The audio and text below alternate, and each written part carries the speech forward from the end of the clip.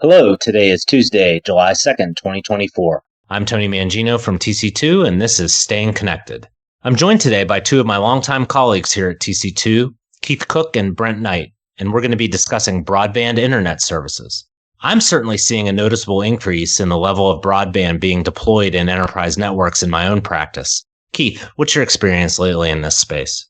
Oh, that's right, Tony. First, let me just say that it's good to be with you here again on Staying Connected. And yes, based on what I'm seeing, as well as my conversations with our other colleagues at TC2, we're definitely seeing an acceleration in the enterprise adoption of broadband over the past year to 18 months. Now, to be clear, broadband has always been an available WAN transport option, particularly if it's deployed with other transport underlay mediums as a part of a SD-WAN solution. But recently, I'm seeing that broadband is taking on a larger, more strategic role in enterprise networks, and the rate of adoption is accelerating as well. I think there are multiple factors contributing to this. First, of course, are cost pressures and budgetary goals within organizations to find savings. Of course, is that ever not the case? No, it's always true. So yes, broadband can, in many places, provide enormous amounts of bandwidth at significantly lower costs per megabit than MPLS or even dedicated internet service. But cost is not the only factor. Keith, that's interesting. And Brent, how about you? There's more to this? Hi, Tony. Great to be with you today. We do think there's more. The availability of broadband services just continues to expand year after year. Between new entrants becoming part of the mix and previous providers continuing to build out their networks, business broadband availability continues to flourish. What does this expansion mean? First, it's pushing connectivity to enterprise locations where previously service options were limited at best or almost non-existent. And second, it's providing diversity options to locations where previously only expensive MPLS or internet services had to be purchased to provide sites with the diversity that they needed.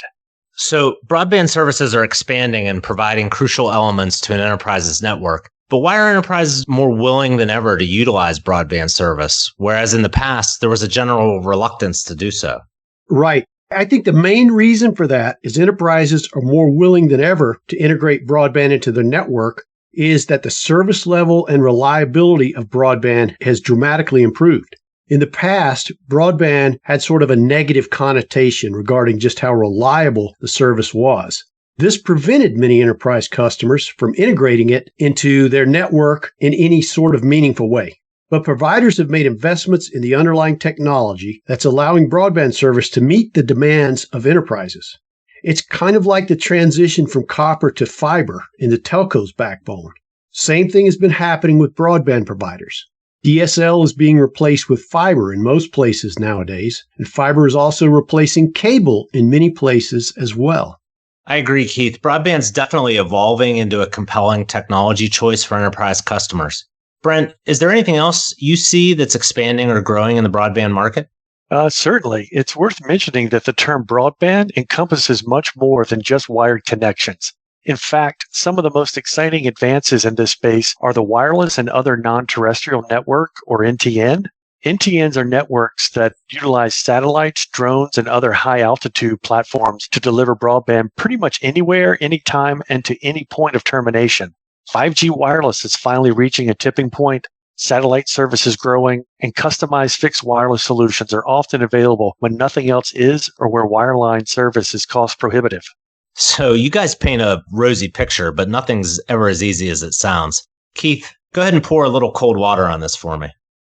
That's funny, Tony, but truer words may have never been spoken. There certainly are issues that an enterprise will need to navigate through. First, as with all options, which supplier, which broadband technology do you choose, and why do you choose it? Unlike the MPLS-only days, where you typically selected a single provider or maybe two suppliers who provided your entire network transport, now, depending on your site locations and supplier availability to provision broadband, you may end up with multiple suppliers as a part of a holistic solution. Don't forget, having a broadband aggregator in the mix is a compelling option here as well. Also, watch out for special construction charges. Providers may say they can deliver to your location, but make sure they've disclosed all cost. If any special construction charges are required, That could obviously change the financial feasibility of a location or even your overall business case. And the last item I'll mention, of course, is contract terms, whether it's circuit terms, revenue commitments, SLAs, or whatever. Enterprises have to be attentive and negotiate all these elements in a way that continues to allow them the flexibility they need to manage and run their business. Thanks, Keith. I'll add here that identifying the optimal outcome when evaluating broadband services in a broadband RFP, for example, can be a very complex undertaking. You'll want to find the right mix of solution type, one-time and recurring costs, and supplier selection. For example, you don't want to cherry pick the low-cost option for each circuit and location. That becomes an operational and potentially vendor management nightmare. You also want to avoid paying a premium for certain circuits or in certain geographies, all for the sake of simplified supplier management. The optimal outcome is likely to include multiple suppliers and a mix of wired and wireless technologies. Brent, any final thoughts? Sure. Yeah. Have a conversation with TC2. We've been helping our clients for decades navigate these types of challenges while maximizing on the opportunities. In fact, right now, we're supporting large retail and manufacturing clients with sourcing of broadband networks at scale. So this isn't merely an academic discussion we're having here today. Comprehensive strategic deployments of broadband-centric networks, and finally helping enterprises deliver on the expected benefits of the SD-WAN business case. So whether you're considering a significant shift to broadband service or you already have broadband in your network and need some assistance making sure you have the best possible pricing, commercial terms, and technologies, TC2 can help you wherever you are along your broadband journey. Great discussion today. Thanks, Keith and Brent. If you have questions or you'd like to learn more about how to leverage the use of broadband in your WAN, or if you have other ICT needs, please contact Keith, Brent, me, or any of our TC2 and LB3 colleagues by giving us a call or shooting us an email. You can also stay current by subscribing to Staying Connected, by checking out our websites, and finally, I'd strongly recommend that you just go ahead and take a minute and begin following us on LinkedIn.